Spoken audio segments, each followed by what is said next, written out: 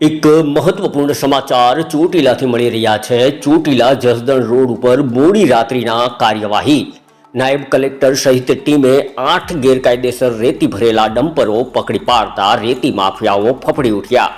રૂપિયા 3.22 કરોડનો મુદ્દામાલ કર્યો જપ્ત। રેતી માફિયાઓમાં ફફડાટ વ્યાપી ગયો।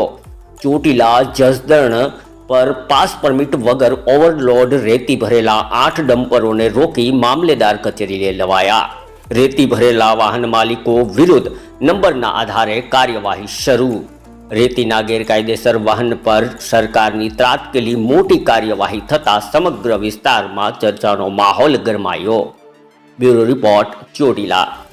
આજે રાત્રે 2 વાગ્યાની આસપાસ અમારી નાયબ કલેક્ટર પ્રાંત ચોટીલાની ટીમ સાથે અમોએ જસદણ ચોટીલા હાઈવે ઉપર આકસ્મિક રીતે તપાસણી અને રેડ પાડવામાં આવેલી હતી અને આ રેડ દરમિયાન જુદા જુદા તદ્દન ગેરકાયદેસર રોયલ્ટી પાસ વગરના ઓવરલોડ ભરેલા કુલ 8 ડમ્પર જપ્ત કરવામાં આવેલા છે।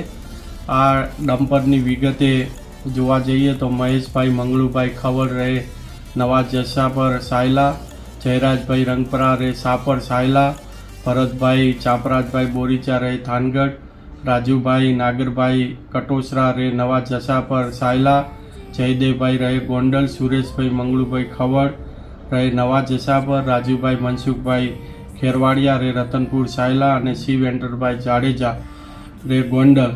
આમ કુલ મળીને 8 ડમ્પર છે એ તદ્દન ગેરકાયદેસર રીતે સાદી રેતી ભરી અને વહન કરતા જપ્ત કરવામાં આવેલા છે।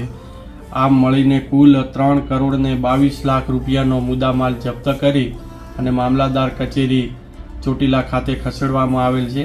આ તમામ ઇસમો સામે the Gujarat prevention of illegal mining, transportation and storage rules 2017 અંતર્ગત કાર્યવાહી હાથ ધરેલ છે।